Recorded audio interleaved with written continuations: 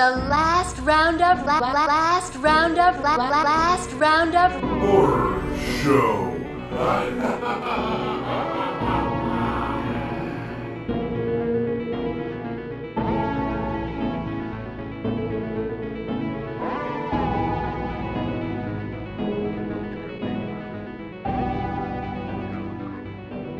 Welcome to the Last Roundup Horror Show. I'm Frank. This is Jason. That is Jared. Here we are again. We got four more films. Four more films.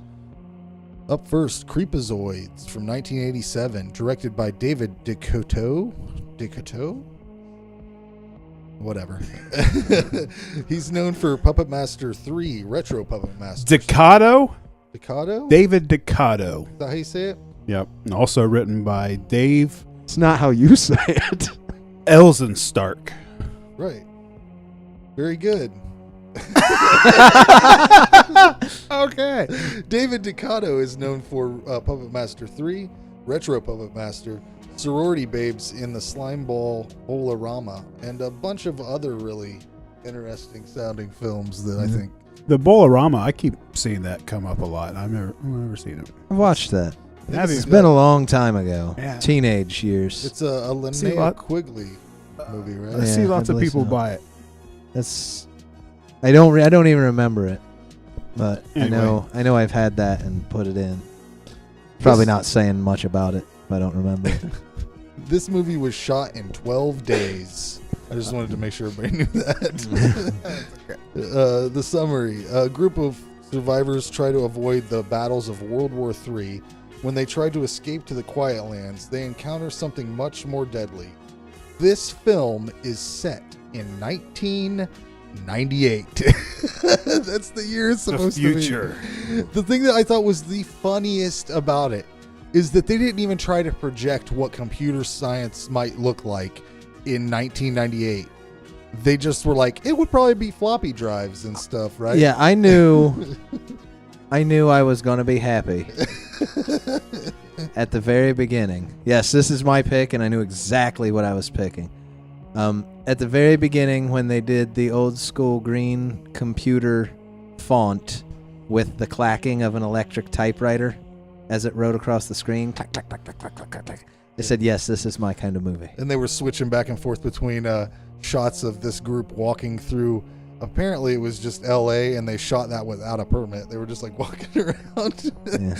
But yeah, man, wow. This is something. Dodged a bullet on that World War, huh? Yeah. Because that didn't happen in 98. We're all lucky it didn't.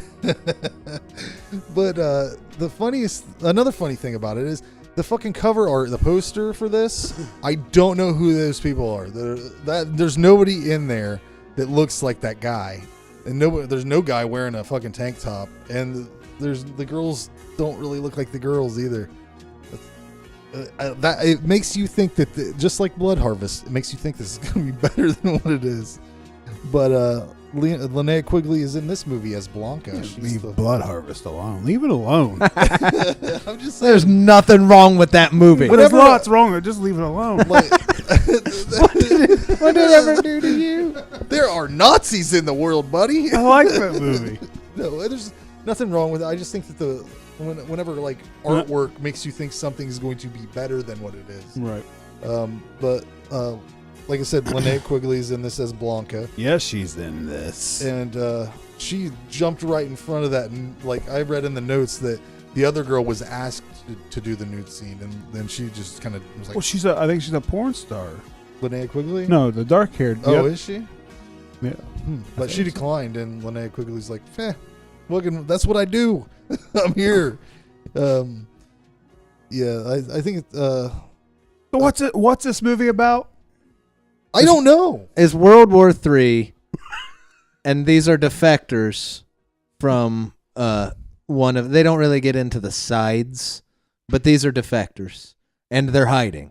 They've left the army and they're hiding. They run across the warehouse, and I kind of get what's going on with the humans. Yes, they run inside because it's about acid rain is a big thing, and they got to get away from the acid rain. It's so great. Oh my! But so they get inside this warehouse, and this warehouse was like a army testing facility where they were trying to create self-replicating nutrients that way people didn't have to eat to benefit probably the army. And what I believe you're led to believe is the thing, the Creepozoid, is what the dude who was taking these things, it's what it turned him into. Now, did it turn him into a monster or a baby? Because at the end of this movie, there's a baby that crawls out of this thing. The baby thing was cool. I did. That's one of the okay things about this movie. The first 2/3 of this movie were them like trying to figure out what exactly is going on around here. But you knew that wasn't going to wrap up because there was only like 15 minutes left. And that's when shit starts to get good. After the lasers are introduced, 40-some minutes into the movie, lasers are a thing. They should have brought that up a little bit earlier because I think it could have helped them out in some various circumstances if they would have let us know that lasers were in this world. They're mini Uzi guns. Yeah. The third act is really fun. If the whole movie was like this, I would really like this movie a lot because it's crazy. The mutant rats are really dumb, but they look awful. How does it go from like I thought the monster looked like a guy in a rubber suit. Yeah, no, yes, it looked like foam.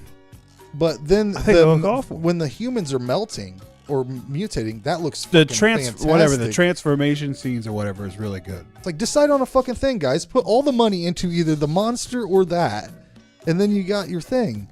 Just do one or the other. Pick one. I thought it was a fun. The ending made up for all the stuff I didn't like, but I give it a 5 out of 10, right in the middle, because that ending, that last 15-20 minutes, is a gold mine of stuff. Start out with the lasers, guys. Start out with the baby monsters. Give me more of that. Anyways, next. Yeah. So this movie, it doesn't look good. It's very poor quality. It just looks cheap. The dialogue sucks. The acting sucks. Has a great shower scenes. Or shower scene. Like that's probably just sexy. That's just giving it the only points that I gave is the shower scene. Really, the monsters look bad. The transformation, like we said, looks good. And there's a really couple good scenes, like that fight scene with Lene, and then the scene at the end. Those are really good scenes. The baby thing at the end was cool, and it had decent music. But I wrote a note about that because that guy was Gus Moon, I think is what his name was. Gus Moon. He's done a lot of great stuff. But, there we go. See, his highlights I'm right, for me. I'm right on point. He did all the music for California. All the music for California Dreams. That was just weird, and that weird. Cartoon All Stars to the Rescue. Remember when all like the Ninja Turtles teamed up with Alf and all this to fight against drugs? You don't remember that? All right, well. Anyway, I gave this a 3. Low scores. I gave this one a 7. It's bad. Wow. It's bad. And nothing they said is wrong. This is just my kind. This is my alley of cheap. We all like our own bad movies. This is the kind of bad movie I like. It's 80s. It has a 50s sci-fi feel to it. The sound effects are bad. The acting's bad. The dialogue's bad. The story's bad in a 50s style. Preach it, Jared. Come on. The mutant rats are ridiculous. It's a big cheap alien looking monster. Stupid looking. The baby popping out of the end, but it's all done very 80s and with a very 50s sci-fi feel. And cheap 80s and cheap 50s sci-fi are two things that I love, and it mixes them together well. I did hope to like it a bit more than I did. Because of the cover art, right? That's awesome cover. Well, just the whole general idea of it. There is the dry spell in the beginning.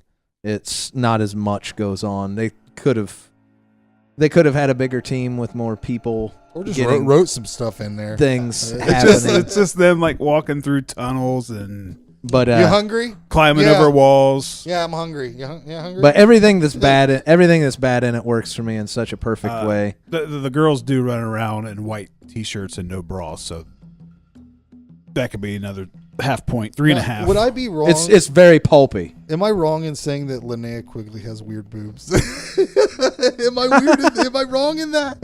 Am I going to be ostracized by saying that? They're unique. Unique. There you go. Every snowflake has its charm, right? But this is a very pulpy feeling bad movie, which is great. It's obviously not going to be for everybody, and don't listen to my 7 at all if none of that entertains you. You're not going to like it.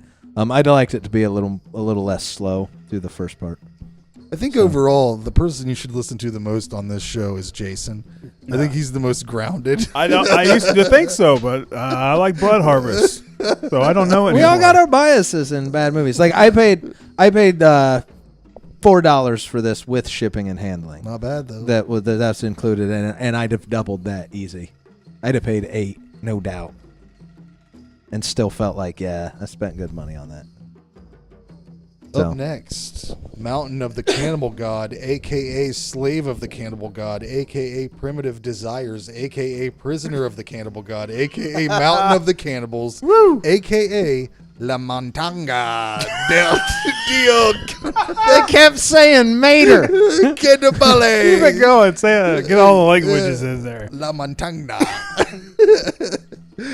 Summary. Susan Stevenson and her brother Arthur get off a plane in Papua New Guinea looking for her missing husband. They team up with Dr. Edward Foster. The three head into the jungle, get in more than a few fights amongst themselves, and wind up encountering a tribe of long-lost cannibals.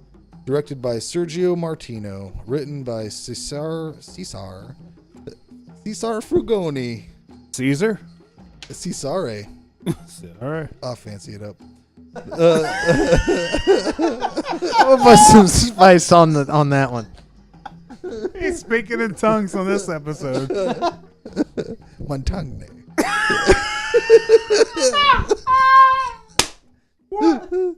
Oh, eventually I'm going to be really good at foreign languages. This movie was one of the legendary 72 video nasties that were banned in the UK until 2001. Did you have any notes on this?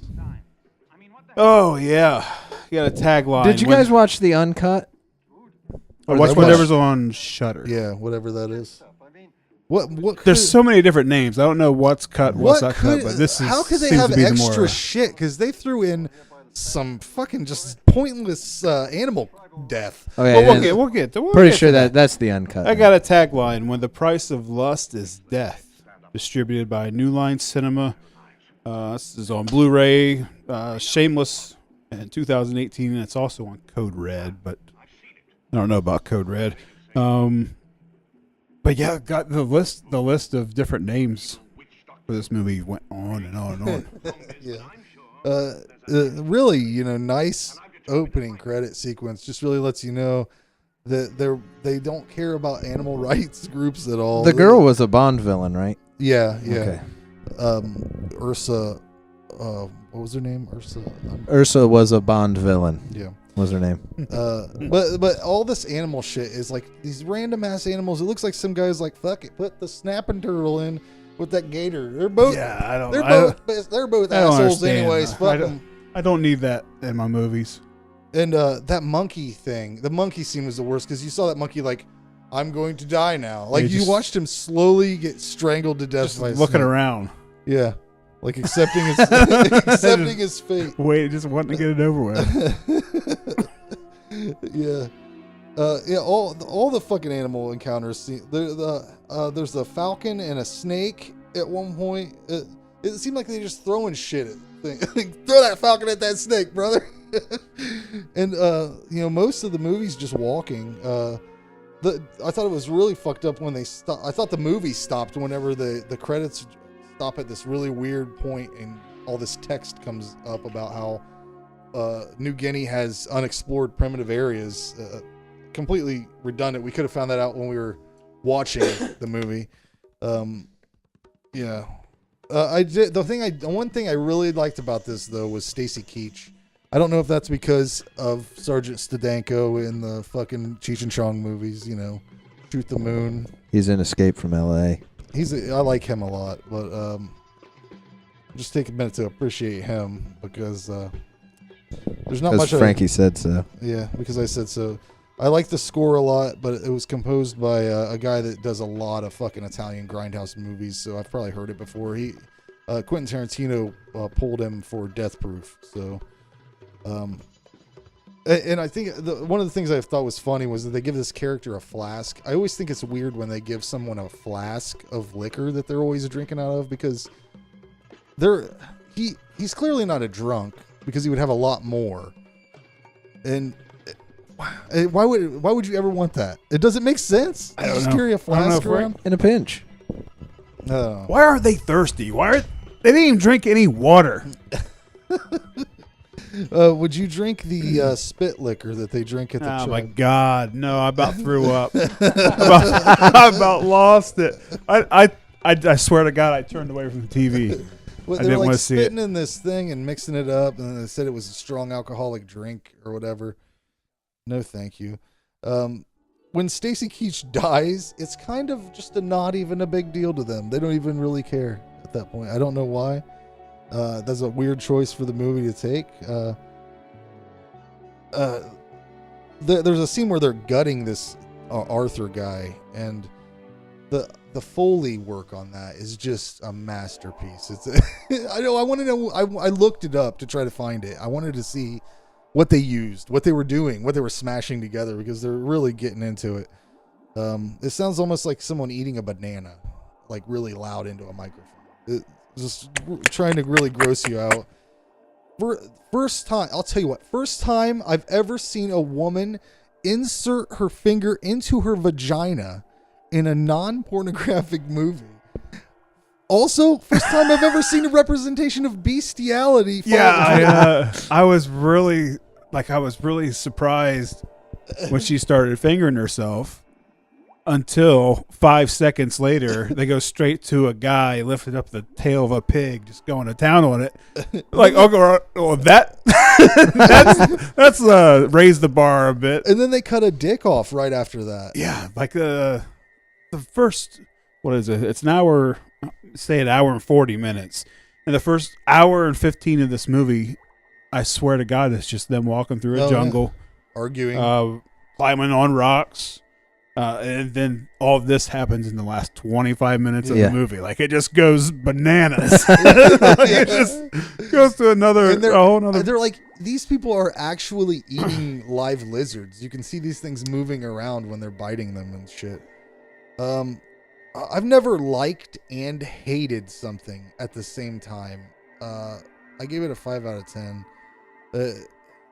The animal abuse was completely pointless, but it could have been fun if they made some different choices. I've never seen all these cannibal films that they made, so I don't know if there's a good one out there. This was, this one's pretty solidly put together for the ones that I've seen. Yeah, but so if that gives you I get a 5. What did you guys think? So I don't need all the animal junk in my movie. I've just never been big on cannibal movies. Like, I've seen Cannibal Holocaust and then now this one. Like, I haven't even seen didn't Eli Roth put out one, like Green Inferno or something? Yeah. Like, I haven't even got around to seeing that. I haven't watched that one. It does have good music. It seems like it's put together well. It's just way too much hiking and I've read somewhere that this movie, as far as cannibal movies, is paced well. And I'm like, God, well, okay, that explains maybe why I'm not into cannibal movies, because the first hour and 15 minutes was just boring and drug on. There were, like, around this time when you could, like, the animal shit in there's obviously. Like, Cannibal Holocaust is better than this movie. You thought? I think so. Yeah. But I'm still not a big fan. Yeah. For the time frame, they throw this animal shit in just because, like, they're filming in the jungle and they're filming with It's just filler. It's people from real tribes. shock value. Yes. didn't even look They're real. just- It looks completely contrived. Like Yeah, like they just throw that get. falcon in there. Get it. I mean, Okay. a lot of times they'll film with real tribes. And just like pictures And of so- orangutan and some other monkey, Yeah. just a random picture of them just sitting there. And I think too, it was back in a time when jungle was less known to normal people. You know, you didn't have Predator and all these big Well, they do all seem to be. So they almost and that's the thing about cannibal movies that they always feel kind of documentary. It always feels like yeah. National Geographic, and none of it. The stories always just drag. That's what this did for me. I gave it a 3. Yeah, and even in the payoffs, like the end scenes, they're just so ridiculous.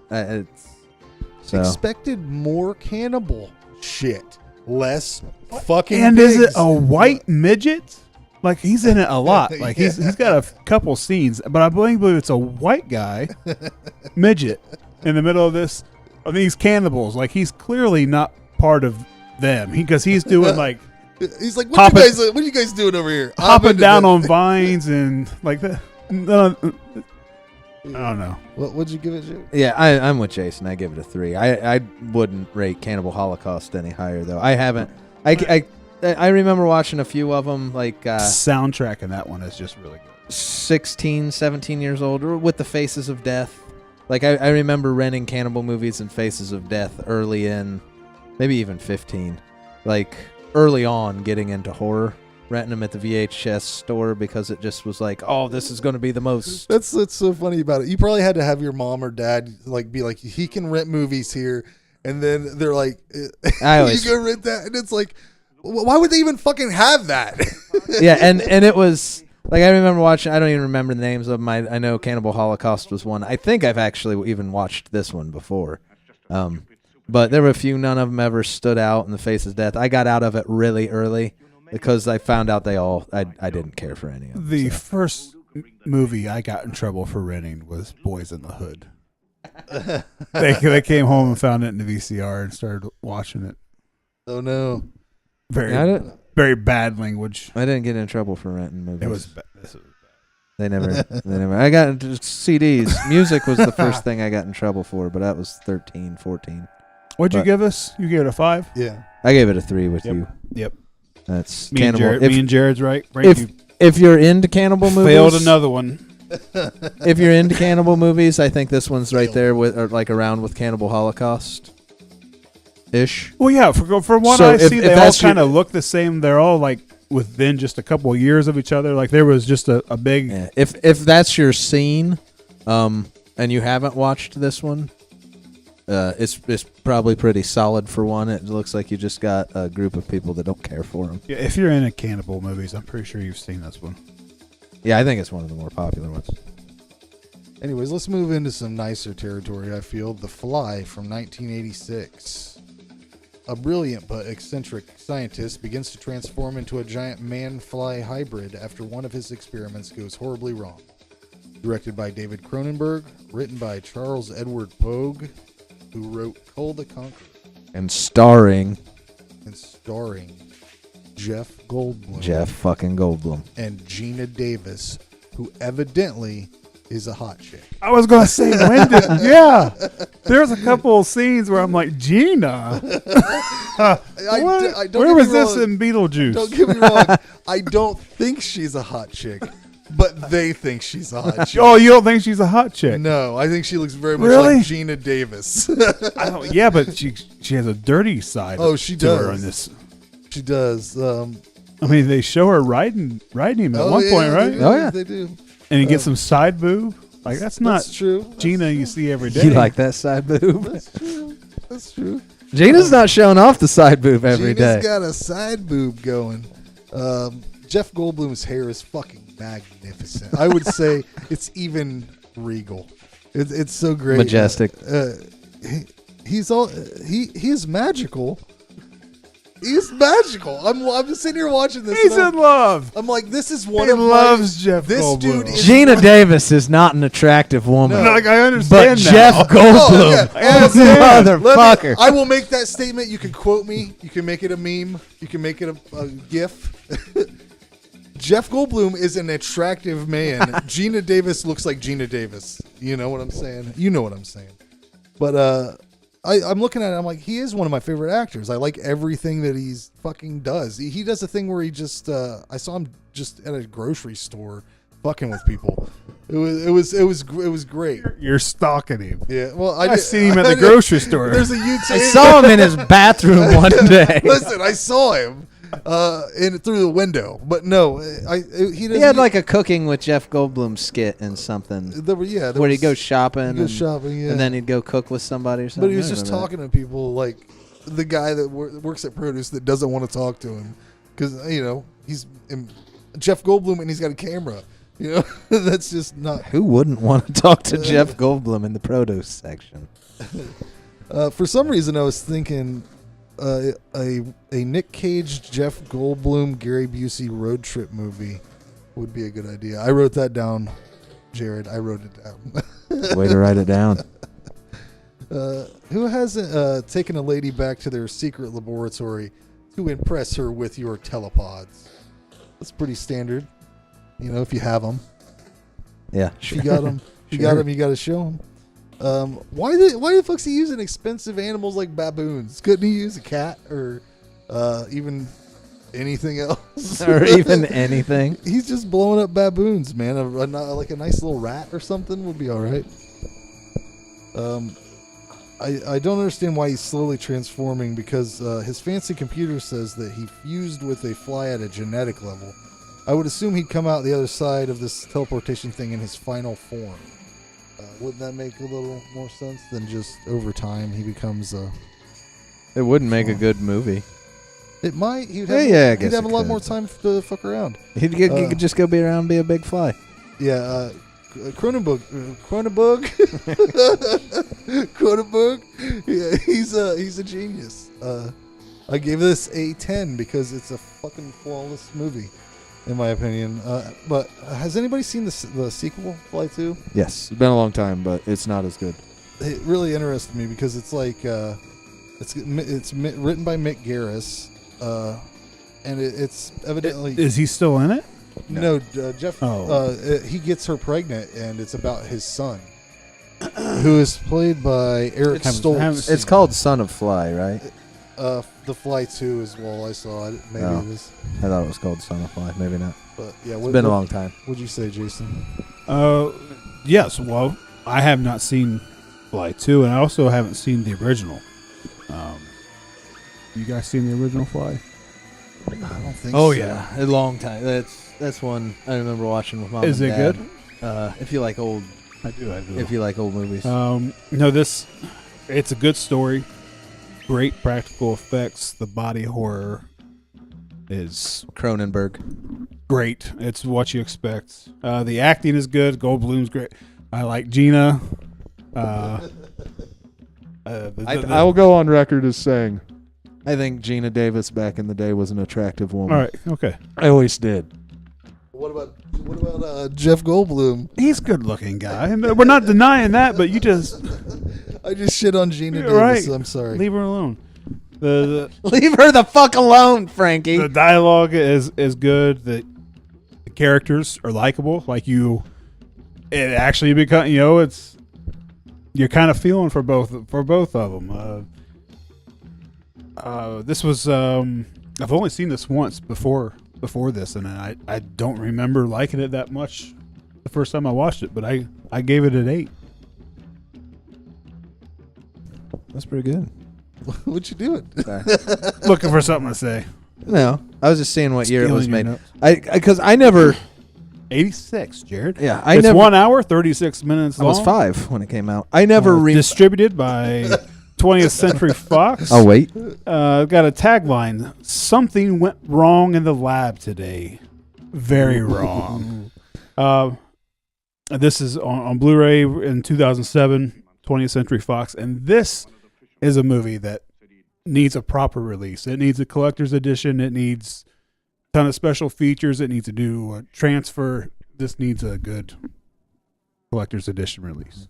I was pretty happy when Frank picked it. This it's a movie. I guess I know it's because of the body horror. I never thought of this as a horror movie, Might be because I remember watching the old one with Dad, and the story's so 50s sci-fi that I always considered it sci-fi. But this is probably if you consider it a horror movie, this is probably the first horror movie of like not old timey 50s and Universal, but like 80s style or late 70s style and all. This is probably the first horror movie I ever remember watching. I remember the first time when I was a kid when I seen the arm wrestling scene. And he busts that dude's wrist. And that was like one of the first horrific things I'd ever seen in a movie. I've never forgot that. That hit me hard. Because I was young. I think because we didn't we weren't always real strict, but up to like 14 it was. After 14 they didn't give a fuck what we watched or listened to, but up to 14 everything was real strict. And I think because it was Jeff Goldblum and a remake of the old one that we used to watch with Dad, I think they rented it. They rented it not realizing Cronenberg. So do you remember what they thought about it? No, I don't. I do remember them questioning if we could continue watching it in the middle of it. Like, this is too much. It is. The effects are good. Yeah, and I couldn't even tell you what age. 8, probably. This may be my favorite Cronenberg. Yeah. But probably 8.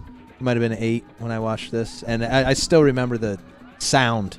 I remember the sound the wrist makes when it pops. That was my first. And I used to have a phobia. I don't know if you guys remember, but bones when I would think about bones breaking. I remember that. Like, remember I went into a seizure out there in that shed because someone was talking about bones. Well, let's not do it again. No, I'm over it. It don't bother me. But yeah, that scene was one of the first that stuck would have in my sent me head into a as seizure. one of the first scenes I remember as a kid watching and like being shocked when it happened. It was just like, oh my god.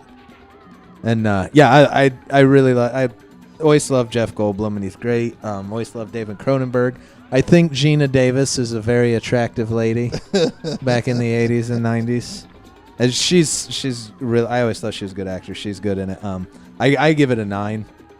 I always like this. Boom, that's a proof. Cronenberg body horror on 50s pulp sci-fi. Like this. Good. It needs a good, proper official release. Yeah. On to our last film. Everybody ready for some Shadowbuilder by Bram Stoker? We do them? Were we 4 already? Yeah, this is the last one. We do Creepozoid, Fly. Oh yeah, Mountain of the Cannibal, whatever. Mountain of the Cannibal, Yeah, whatever. forget that movie is ever. Montagne. Last movie. Summary. An evil archbishop of the Catholic Church summons a demon to try to destroy the world.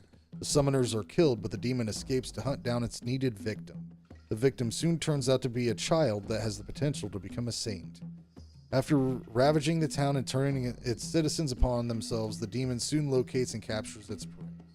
Directed by Jamie Dixon, mostly known for his extensive work in visual effects, and written by Michael Stokes, mostly known for kids' television, based on a short story by Bram Stoker.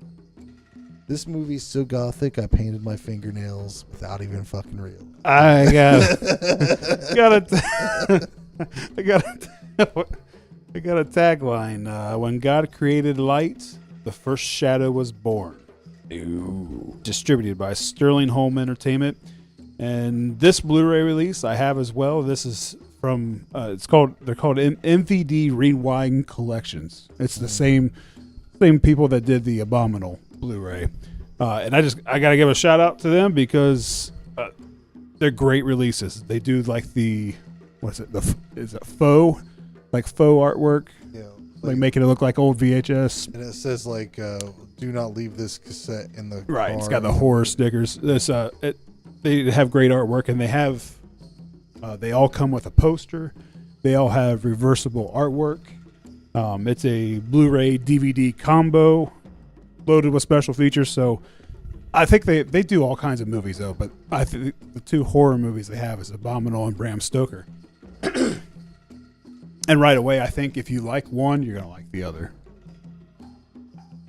I think these go well together. They both have almost like the same feeling to them. like a really good sci-fi movies. This movie, maybe this sounds weird, but it seemed like it was in the same town as Don't Kill It. Like it seemed like it was in that same world almost. Like I kept waiting, oh, here he comes. Fucking what's his name? What's that dude's name? Dolph. Yeah, Dolph. Anyways, Michael Rooker's in this movie, and he is a badass. He's a priest, and he's got guns, and can't go wrong with Hand that. cannons. He's kind of like the first, what do they call them? Boondock Saints. Tony Todd's in it too. Yeah, his character's fun, huh? Just a crazy guy that has a wig. It's a bad wig. But he collects all the lights in town for some reason. The waste of Tony Todd, in my opinion. Yes. But I'd like you guys to just try, if you could, to describe what this demon is in your best, as best you can. Shadow. It's just a shadow. It can turn into bugs. A shadow demon. But it turns into bugs at some point. Sometimes. Creatures of the night. Yeah, I mean, it's a demon. I did like it a lot. It like the way they did this, the style that they made this demon. I've never seen anything like that before. It kind of reminded me of Ralph Bakshi's the way he animates stuff in like Lord of the Rings, or you know what I'm talking about, or he like animates over an actual person. Yeah, I know what you're talking about. So I like that a lot.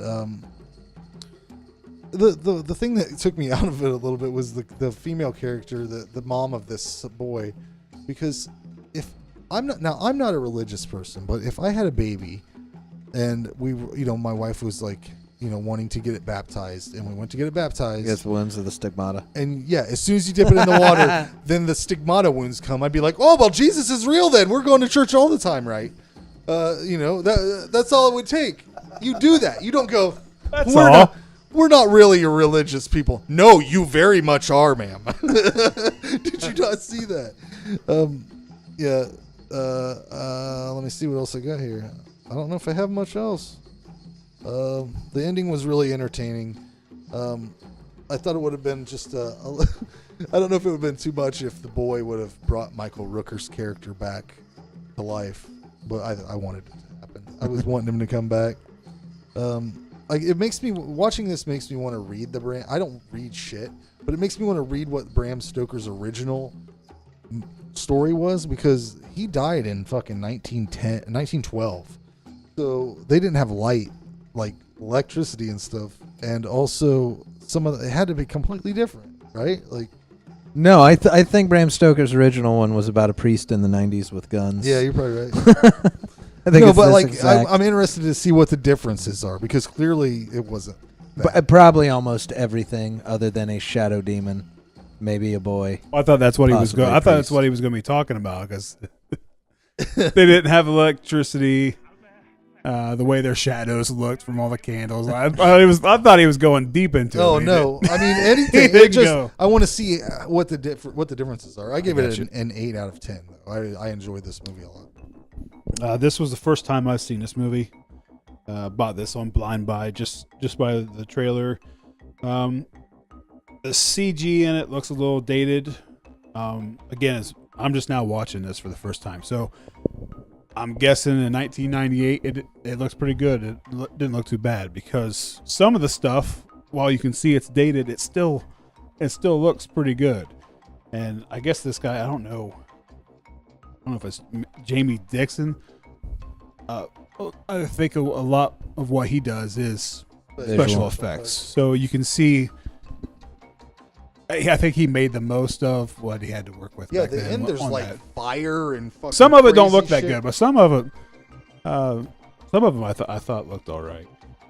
There's some really good scenes in this. Probably my favorite one's the coroner scene or whatever. That's a long movie. It's a 2 hours runtime, but I was okay with it. Never got bored. I never was watching the clock, wait for it to end. Good story, okay acting.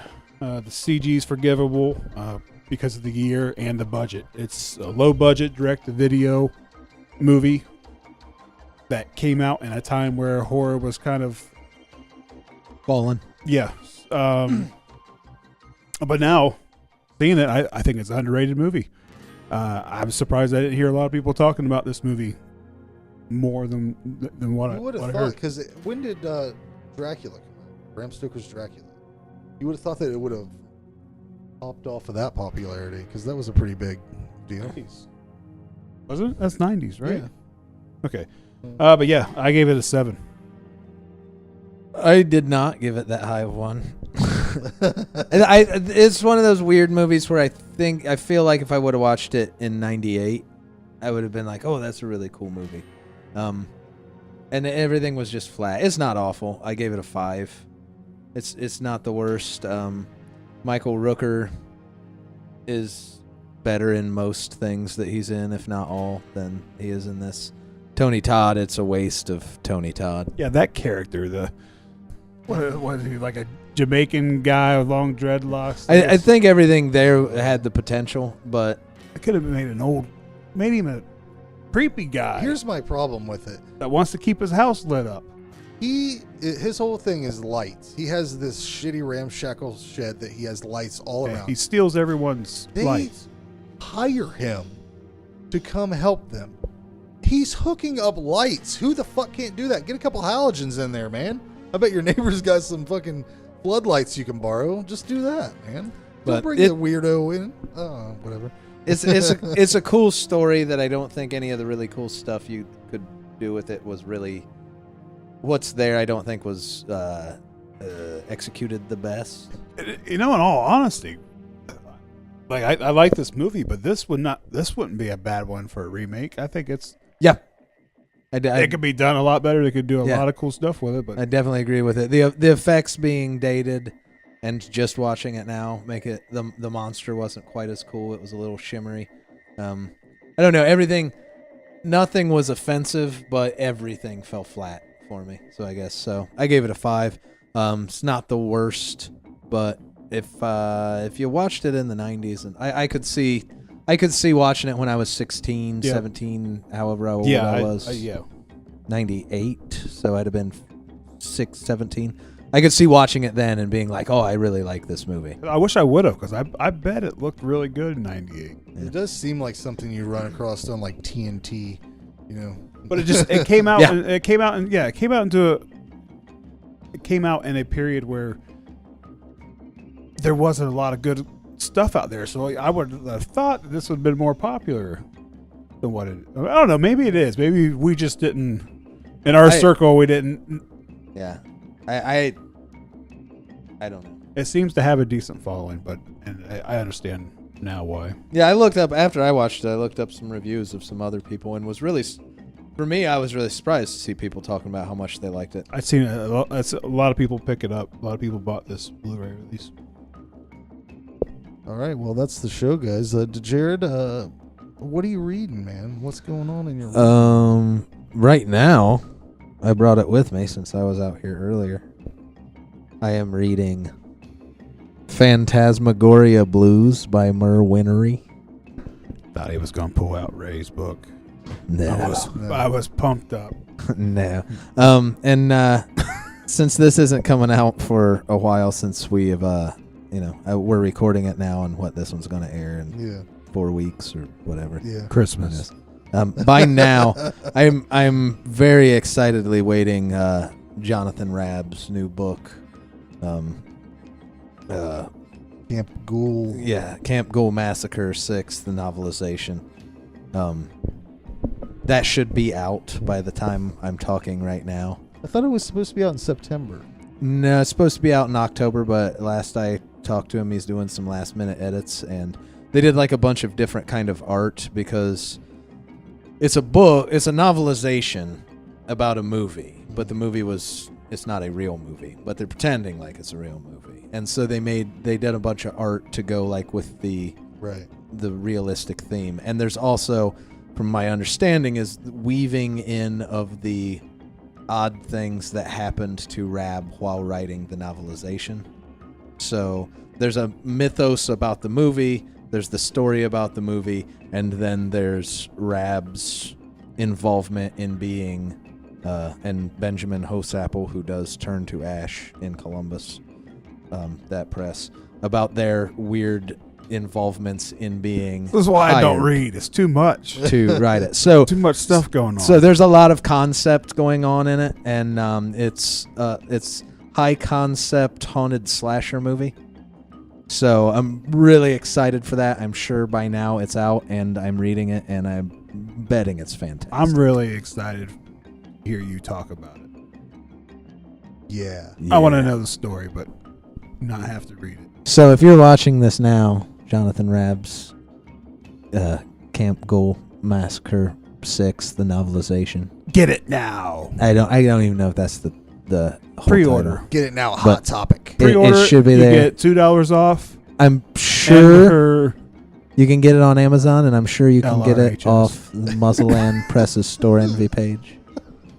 So, He's dropping codes over here. Anyway, put in some kind of LRHS promo code, and I'm sure you'll get no money off. No money. But you'll get the book if you pay full price. Yeah, and if you buy the DVD, there's an Easter egg. What DVD?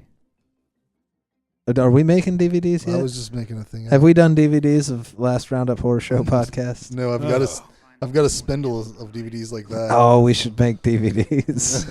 All right. Would you guys buy DVDs Yeah, of the stuff you can stream on YouTube for free? but you aren't. What if we make art to go with it?